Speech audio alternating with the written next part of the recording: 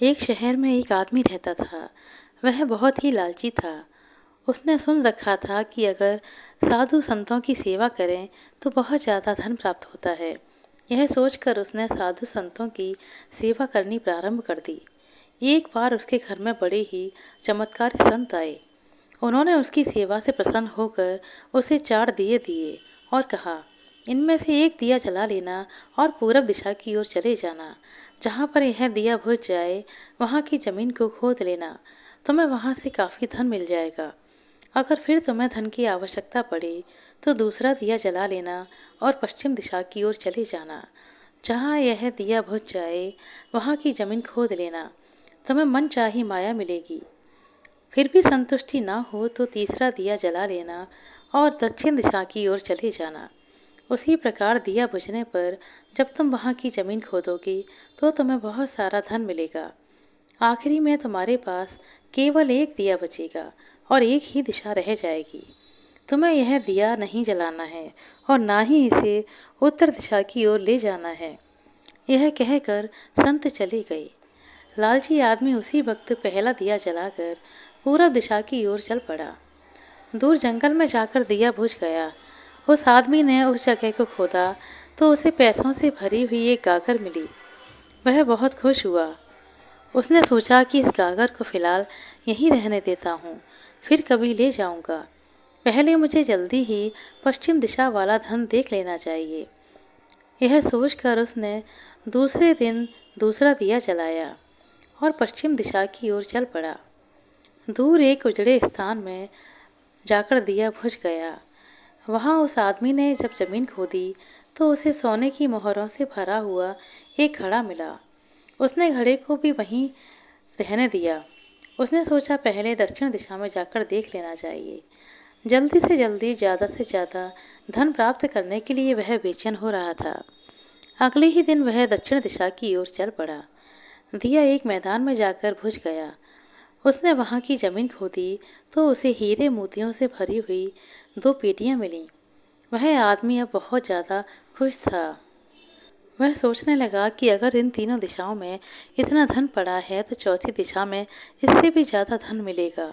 फिर उसके मन में ख्याल आया कि संत ने उसे चौथी दिशा की ओर जाने के लिए मना किया है। दूसरे ही पल उसके मन ने कहा, हो सकता है उत्तर दिशा की दौलत संत अपने लिए रखना चाहते हों। मुझे जल्दी से जल्दी उस पर भी अपना कब्जा कर लेना चाहिए। ज़्यादा से ज़्यादा धन प्राप्त करने के लालच में उसे संत के वचन को दोबारा सोचना ही नहीं दिया।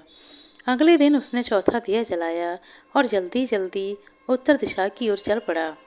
दूर आगे एक महल के पास जाकर दिया बुझ गया। महल का दरवाज़ा बंद था। उसने दरवाजे को धकेला तो दरवाज़ा खुल गया। वह बहुत खुश हुआ। उसने मन ही मन सोचा कि यह महल उसके लिए है। वह अब तीनों दिशाओं की दौलत को यहीं लाकर रखेगा और फिर ऐश करेगा। वह आदमी महल के एक एक कमरे में गया। कोई कमरा हीरे मोतियों से भरा हुआ था। किसी कमरे में सोने के कीमती से कीमती आभूषण भरे पड़े थे।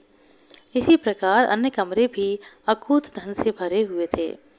वह आदमी चकाचौंध होता जाता और अपने भाग्य को शाबाशी देता। वह जरा और आगे बढ़ा तो उसे एक कमरे में चक्की चलने की आवाज़ सुनाई दी। वह उस कमरे में दाखिल हुआ तो उसने सोचा कि एक बूढ़ा आदमी चक्की चला रहा है। लालची आदमी ने बूढ़े आदमी से कहा कि तू यहाँ कैसे? बूढ़े ने कहा, ऐसा कर, यह जरा चक्की चला, मैं सांस लेकर तुझे बताता हूँ। लालची आदमी ने चक्की चलानी प्रारंभ कर दी।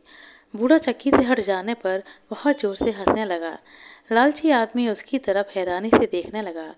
वह चक्की बंद करने ही लगा था कि बूढ़े ने खबरदार करते हुए कहा, ना ना, चक्की चलाना बंद नहीं करना। फिर बूढ़े ने कहा, यह महल अब तेरा है, परंतु यह उतनी देर तक खड़ा रहेगा जितनी देर तू चक्की चलाता रहेगा। अगर चक्की चलनी बंद हो गई तो महल गिर जाएगा और तू इस महल के नीचे दबकर मर जाएगा। कुछ समय रुककर बूढ़ा फिर कहने लगा, मैंने भी तेरी ही तरह लालच करके संतों की बात नहीं मानी थी और मेरी सारी जवानी इस चक्की को चलाते हुए बीत गई और अब मैं बूढ़ा हो गया। वह लालची आदमी बूढ़े की बातें सुनकर रोने लगा। फिर कहने लगा, अब मेरा इस चक्की से छुटकारा कैसे होगा? बूढ़े ने कहा, जब तक मेरे और तेरे जैसा कोई आदमी लालच में अंधा होकर यहाँ नहीं आएगा, तब तक तुझे इस चक्की से छुटकारा नहीं मिलेगा। तब उस लालची आदमी ने बूढ़े से आखिरी सवाल पूछा, तू अब बाहर जाकर क्या करेगा? बूढ़े ने कहा, मैं सब लोगों को चिल्ला चिल्ला कर बताऊंगा कि लालच बहुत बुरी बला है। आशा करते हैं दोस्तों आपको हमारे द्वारा सुनाई गई है कहानी अच्छी लगी होगी। कहानी अच्छी लगी हो तो कृपया लाइक कर दें, शेयर कर दें। चैनल पर नए हैं तो सब्सक्राइब कर लें। अपना कीमती समय देने के लिए बहुत बहुत धन्यवाद। मिलते हैं अगली वीडियो में, तब तक के लिए नमस्कार।